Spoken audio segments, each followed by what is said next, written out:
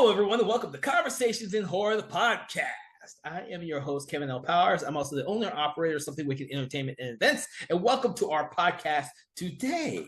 So, if you have been following what we've been doing this month, which is our themed months that focuses on franchises, you'll realize that what we've been doing is kind of doing an individual episode for each one of the films in a particular franchise so that you, the audience, gets a better and clearer idea of what we think of each individual film.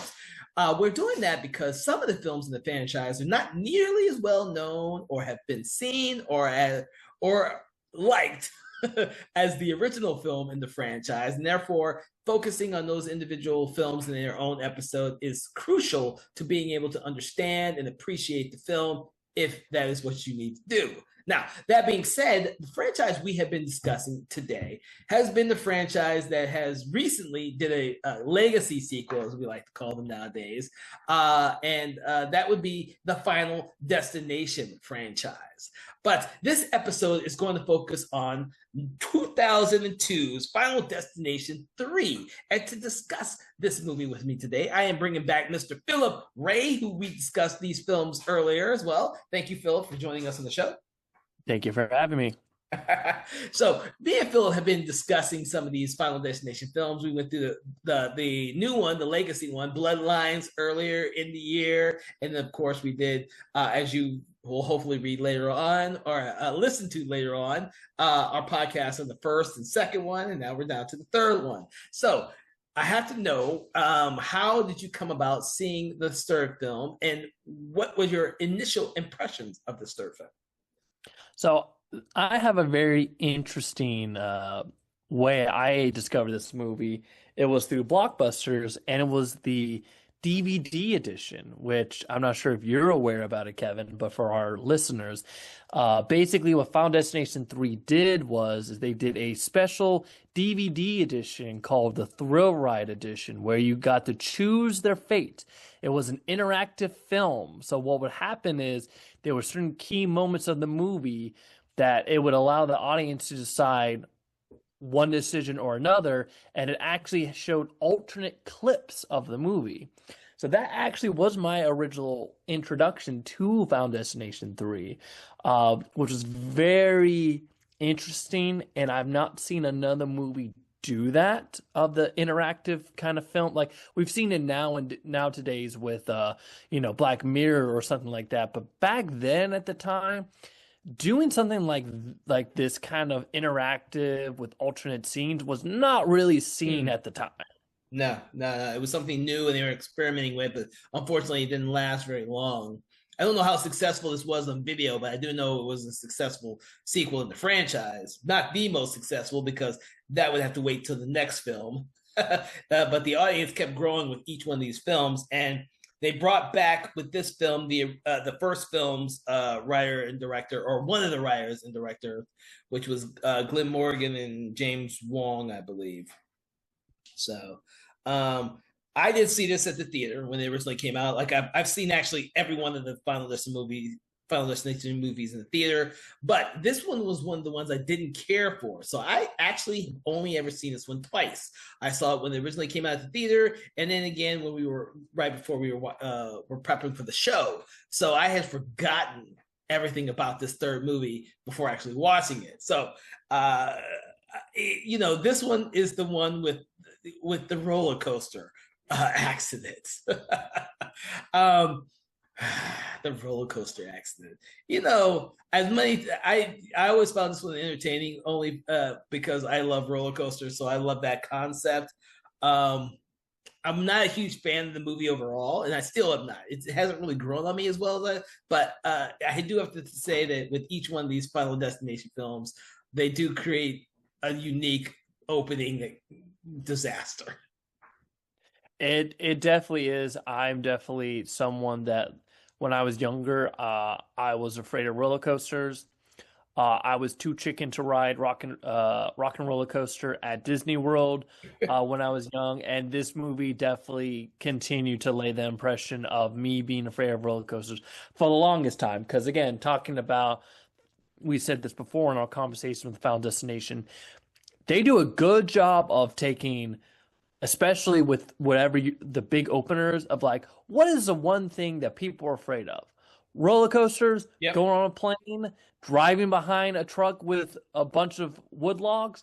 Yep, we're gonna make sure that fear continues to instill on the audience who watches it, because they definitely do that here, and it definitely, at least for me, left a very much a hard impression for roller coasters for the longest time.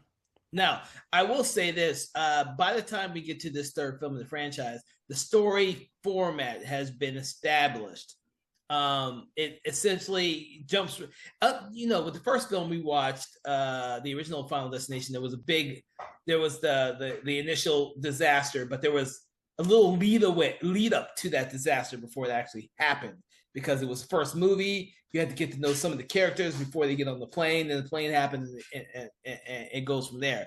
This film, it kind of we just need to show the disaster as soon as possible, so we're going to open the movie with them at the carnival, and then they're going to have a disaster now, and then everything else is going to fall apart from there. With this film, I liked, and I've realized as we're watching each of these films for the show, that they each come with a different way in which the person who sees the accident before it happens gets everything relayed back to them. So with this one, our main character, Wendy, who's played by Mary Elizabeth Winstead, is the one who has the pictures. So she's taking the pictures for the yearbook at the very beginning of the film, and those pictures are what leads her to clues to figure out how each person in the film is going to die. I thought that was very clever, and thankfully that the film started off with, we have to find out the order of which they died. That's how they're going to get died again. Unlike the second movie, who we learned kind of reversed everything, and thankfully they never did that again. Yeah, this one thing about the movie with that, it continues kind of the trend the last movie had, but they doubled down on it, sadly. The premonition, like, again, the main character has the premonition of the original death, but then after that, they then get the visions all the time about how everyone else is going to die, which gets very which started in Final Destination 2 and continues on here even more kind of obnoxiously, because they do a lot of like because that was back in the early 2000s of like the quick jump cuts and like, flashing light, trying to just orient you. That did not work for me, at least, with that. Okay. This only being the second time I ever watched the movie. It was one of those things where I was hoping that the cast of characters would be a lot more interesting, but they just kind of, and this is what is one of the pitfalls of the franchise in general, is that past the first one, and actually, let's say past the first one and before the last one, because the last one I think was brilliantly handled. All the people are just cannon fodder to be killed. They don't have like any real purpose or anything. They just try to save each other one by one.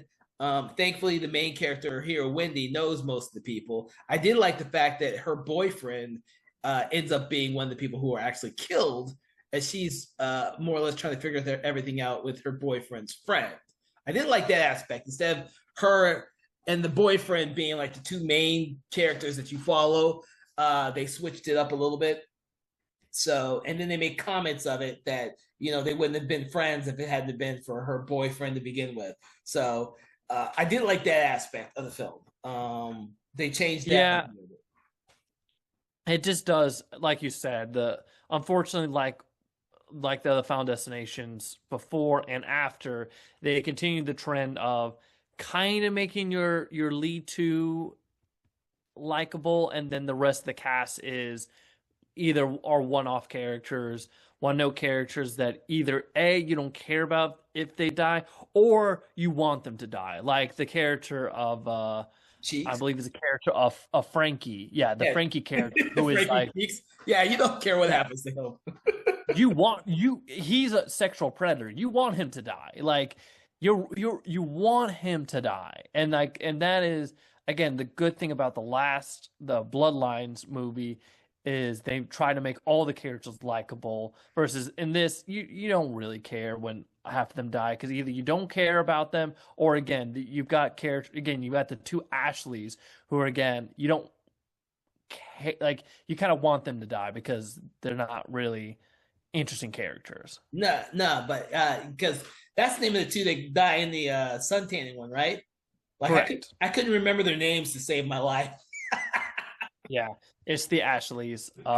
Which again, I will another probably the tanning bed is the second most famous. It is the second most famous kill in this movie.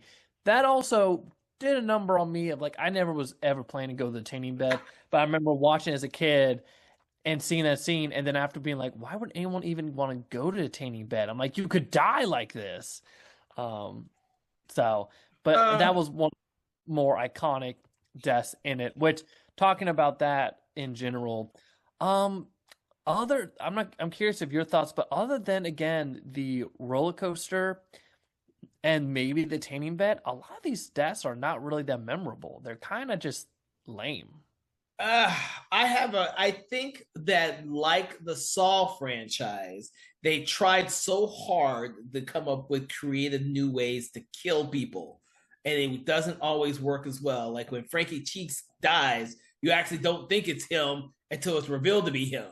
Like there's no lead up to get like Wendy and what's his face? Is it Kevin? Yeah, I think it's Kevin. Are at the drive-through trying to get food for Wendy, and Cheeks just happens to be in front of them when the whole Ruberg sequence comes along. But you thinking it's going to happen to Wendy and Kevin, and unfortunately, it ends up happening to Cheeks. And then you think that you think it's just a random person that gets killed until it's revealed to be him, and it's like, okay, wow, and then you move on. Um, move on. And again, that was the douchebag character anyway. That was the sexual predator character anyway. So you're just like, oh, okay, cool. And then you got later scene with Lewis's death with the weight, which is just that is kind of like the equivalent of Foundation Nation 2 with the woman with the airbag, of like her death, and like Lewis's death is pretty just comedic. Yeah, but you also have to keep in mind that each one of these films has that character in it who thinks they can defy death and they can control their own fate, and that's essentially what he is. He's just like the one character in the second one, and of course, there's actually the character in all three of these movies. The one character who thinks he can defy fate, and he can control his own destiny and stuff like that. But I liked the shock of it, but I really did think like that was like the like location wise, they were just trying to make everything feel like it was dangerous in that location. Like it wasn't because you had the freaking swords, actual swords in a gym that apparently like, and it was very much like a, I don't think that's actual a thing. I'm like, it's very much like that probably was one of the probably biggest stretches kills in the movie of just like, sure. Other than that, and like the flagpole one later. Yeah, who dies at the flagpole? I'm trying to remember who that was. That's the Perry. Perry. That's the fake out character. It's the main character's sister's friend. Oh yeah, that's right. Julie is the sister, yeah. And that's the one that you don't realize that there's another victim before Julie until she's like 5 seconds before she dies. Yeah. And it's like, oh yeah, she was, so she's got to be sitting with someone. I had forgotten all that. Like literally, I had forgotten this entire movie. In between the first time I saw it in 2006 and now, so what? It's been almost 20 years since I've seen this movie. Yeah. And I'm a fan of Mary Elizabeth Winstead. I just think this was one of her earlier films, and it's not nearly as memorable as some of the other stuff she's done. So, fun fact with that, fun trivia there. Mary Elizabeth Winstead actually auditioned for the second Foundation Nation movie, and obviously they chose not to go with her in that, and so they ended up remembering her for this movie and immediately gave her the role. But she actually auditioned for the last Foundation Nation 2 and was not given the role originally. Oh wow, they must really liked her audition, but said, you don't fit that role, but you'll fit this one as the lead. That's kind of Yeah, cool. And she's yeah. gone So on to that's do a lot of horror films. oh yeah. So that's a nice little trivia fact. Knowing a little bit about because you probably have not seen the DVD version, right, Kevin? I have not. I have a Blu-ray copy of this, so I've never owned this movie until I bought like the box set Blu-ray. I don't know what the hell's on it because I haven't watched any of the special features on it. Yeah. So just for it is very interesting. So basically, the different alternate cuts they did. So there is a moment at the beginning where, again, you get to decide does the characters get on the roller coaster or not. Uh, Obviously, if you choose to let them go, the movie plays out normal. But if you choose not to go on the roller coaster, the characters don't go on, the accident doesn't happen at all, and then the movie ends, which is very funny. The second alternate change they did was with the Ashley's death, which actually is kind of cool.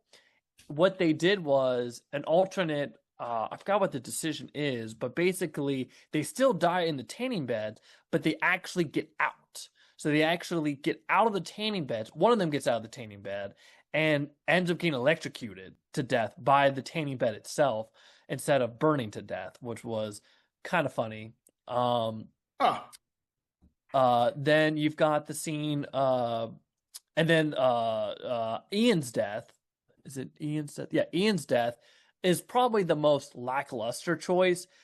When the cherry picker's falling, you get an option of do you jump out of the way or do you not move, and that's just how he dies. So it's funny because I didn't know because I watched the DVD. I didn't know that the original death is him getting bisected because I'm used to the DVD version where he doesn't move and he just gets squashed completely. You don't even see his body. Interesting. Yeah. And then there's another one too with Frankie's death is another one that changes. His is actually the most significant out of all of the changes because you can there's an option where you what happens is you can either lay on the horn or you can get out of the car. Obviously, in the movie, if you choose getting out of the car, the movie goes as normal and Frankie dies. If you honk again, Frankie flips off the characters, Wendy and Kevin, and then they recognize, oh crap, it's Frankie, and they save Frankie. And he doesn't die in the movie. And instead, there's a quick little like scene they showed of him getting arrested because of him being a creep. And that's the last you see of that character. Huh. So he's the only character in all of the movie that actually has an alternate scene where he does not die. Which was very interesting that they went that way. And then the Aaron character has a similar death. Her death is similar in the alternate, but basically the change you can make is it's actually the pigeon. So the option is, do you shoot the pigeon as Ian? And obviously, if you choose how the original went, if you shoot the pigeons, then then that scene plays out normal. But if you don't shoot the pigeons, it's actually the pigeons. Very similar to Final Destination 2, it's the pigeons that actually end up causing the Aaron character to get killed. Oh, So that is the nice little fun facts of what they changed in the DVD version from my experience watching it, which was very funny watching again and knowing, oh, this was the canon stuff. Again, for me, the biggest one was how Ian died. Now, I wonder if all that's on the special features for the Blu-ray. And it might be. I would not be surprised if it's there because it was definitely interesting choice. To me, it made my experience a little bit more enjoyable than if I just saw it alone, like from the original cut, which is not as strong. Which is not as strong. Oh Jesus! So, getting on to this, because the thing is, by the time they're doing this third movie, audiences have been accustomed to the format of these films, and it becomes almost like your standard Jason Voorhees or Freddy Krueger movie, where it's more interesting to see how each of these people die than it is about the story being told. So, in that respects, do you think that there is a weak death sequence in this film, or if there's one that overshadows all the rest of it? Weak. I definitely think a couple of them are weak. I think the cherry picker is kind of a weak death. When Aaron dies, With Ian dies. Aaron's also actually, I would say Aaron is probably a little more weaker, uh, with that, versus Ian's death. But both of them, I would say, probably is the weakest of the movie. doesn't Ian get Crushed killed by the in cherry the picker.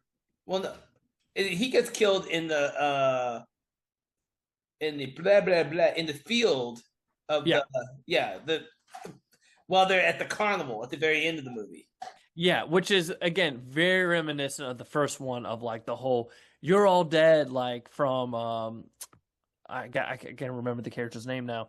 Uh, The characters become all synonymous when you're by the time you get to the third movie. oh yeah, but it's very yeah. So that is very on point. The Billy character's death when when he gets decapitated because he's like, Oh oh, yeah, you're all dead, and then he dies. That is basically on point with Ian's death in the third one when he's yelling at Wendy and Kevin about being like, I can't die. See, yeah. I'm fine. And then he gets crushed. Gets crushed. The guy who's, which I never really cared for that whole plot device. When I rewatched the movie, him trying to, he's destined to supposed to kill Wendy because of Aaron's death, and I'm like, I don't know. That's kind of a weak ideal there. I know Yeah. they're trying to go on with something different. I just thought it was kind of a weak, like story turn. Or what did you think about that? Yeah, I agree. It's very weak. Or it's forced or something. It doesn't seem to register with how we've seen that character through the rest of the movie, and then him blindly just blaming her for everything. And it just when I rewatched the movie, that just struck me as odd. Um, One thing I will say, I'm glad that they brought this back in this movie is the concept of saving the characters, like characters saving each other, because that was like we talked about in our Final Destination 2 episode. That was one thing that was solely lacking in the last movie was the characters trying to save each other, because it did helped a little bit with the tension of who's gonna die next. Again, like probably the best example of that was Frankie, because again, we didn't even know Frankie was yeah, in harm's way in the first place. So I am talking about one positive of the movie. I am glad that they brought that back. yeah. Well, I think that works really well with the Julie character when they're at the carnival at the very end of the movie trying to find Julie because she's next, and to find out who's was sitting with her.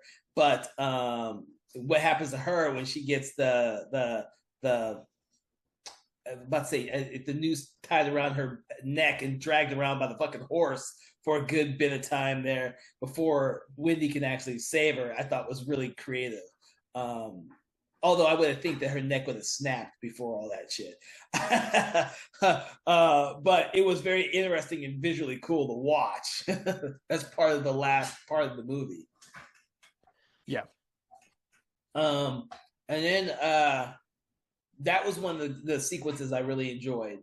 Tanning bed is just because the tanning bed is that's like you said one of the most iconic ones in the entire fucking movie is the tanning bed one.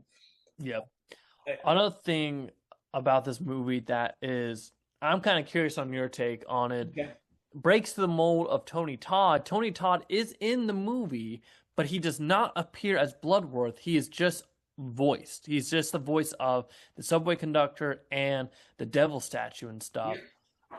Do you think they could have included Bloodworth in this movie or not? I think they could have. I think there's a way they could have done it. It's a little sad they didn't do that in this movie, but I also know that they were very much attempting to steer away from, like, they were trying to make this as standalone as possible. Well, it's not just only that, is by the time you get to the third film in any franchise, they try, and I don't know why they always do this, but they try to distance that third movie from the other films. Because I think there's an assumption that maybe the people going to go see the third film may have not seen the first two all, or they may have seen one but not all of them. And I think that's some of the stuff that happens in later sequels. By the time you get to the fourth or fifth one, the filmmakers assume that you haven't seen the other four. And I think Tony Todd is because he's so defined as a mortician in the first two, it would have been really hard for them to shoehorn that character in this film. So allowing him to be the voice of the devil and the conductor at the end, I think, was a good compromise because you immediately know it's fucking Tony Todd. Yeah.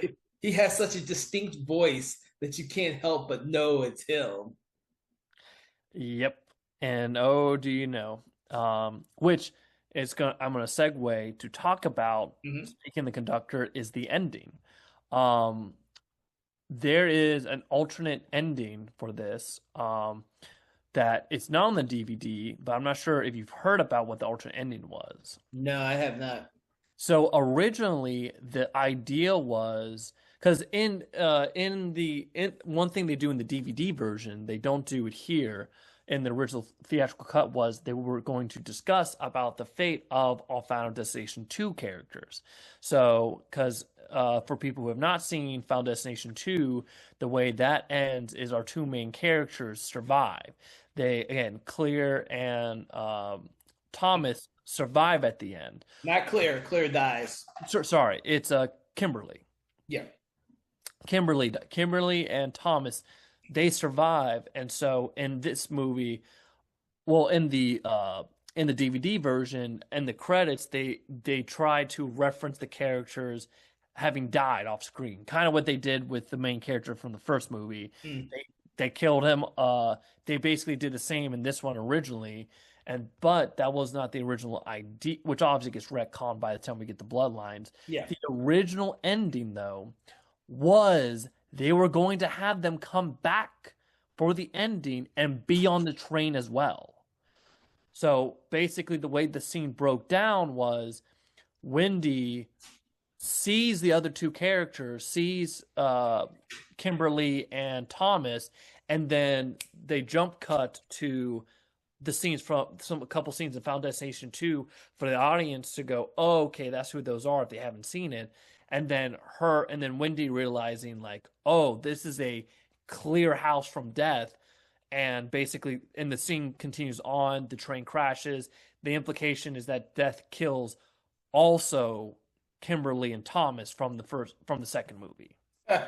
But they ended up not doing that because one of the I think it was Thomas's actor, I could be wrong here, was not able to make it on set, and so they decided to just cut the scene. But yeah, originally the way the scene was going to play out was Kimberly and Thomas were going to make an appearance on the train as well. That would have been interesting, but thankfully they didn't do that because when they reused that concept for Final Destination 5, when it goes back to the original film, I think was plenty of that shit. Yeah, it did help because, again, for people who haven't, they do represent Bloodlines, that those at least the Kimberly character was able to stay alive and it did not get killed off screen or anything. So it definitely was interesting. It definitely would have been, for fans who saw Final Destination 2, it would have been an interesting moment. But they instead they kept it where Final Destination 2 is really the only movie where the main protagonists survive the film and not get killed off. Well, yeah, I think they went back to this where you think the characters live, but then they end up getting killed. I think became the norm, so that when you're watching these films from here on, you just want to know how they get killed. Yeah. For this one, I like the concept of them ending it with another wreck. I thought I really enjoyed that part of the film. It started off with roller coaster and ended with a train wreck. I actually like that aspect of it. Yeah. Although there is a little plot hole of like you think they would have kept in touch with each other to make sure they don't all suddenly end in the same area like they did, but Like, eh. well, that's not a plot hole. I don't. I think they think their lives are perfectly fine by that time. They're not going to get. That's not going to come for them. They still live in the same area in theory, but it does seem a little odd for Kevin. I think it's Kevin to show up there. And I would have thought Kevin and Wendy would at least stayed in touch more. Yeah, because again the scene plays out. They're all three shocked. They're all on the same train. Yeah, It very much, and that's the problem to me. It was a little like two of them were sisters. One of them was like a best friend. Uh, you would think they would have like still stay in touch and or whatnot. So them being on the same train wouldn't have surprised them. Uh, but that's a small nitpick. yeah, because it makes for. I mean, the actual train wreck is really fucking cool. I, Which that's another thing too is they shot in the movie because in the original theatrical cut, it cuts to black, but in the DVD they do show an extended scene where you actually see Wendy outside the train, yeah, and then she gets hit by another like she's like the implication is Julie and Kevin are dead. She got launched out of the train, but like her legs are broken, so she can't move, and she sees another train coming, and it yeah. hits her, and you see that. That did that not originally happen in the theatrical release? I can't remember. Like, No, it just cuts to black. Because remember, like I said, I saw this almost 20 years ago, and so I don't remember what the hell it was, how it ended at the theatrical version versus now. I could probably ask my sister that since she's seen the movies a billion times, but me, I've only ever seen this twice now. So yeah, it cuts to black in the original theatrical cut, and then the alternate cut they actually showed they you get the more gorier death for Wendy, where you actually see her get physically hit by a train. yeah, I actually like that. I like that ending. More so than the second movie, I like the third one because that when I mean the first one because when you see the first one for the very first time, that sign smashing in the whatchamacallit, it's just amazing to end the movie like that. Oh yeah, the way the first movie ends is very iconic with the who's next and you see the sign swinging back. Yeah, yeah. But I do out of the 5 out of 6 movies that we've discussed up to this point, I do enjoy the ending for this one as much as I did the first one.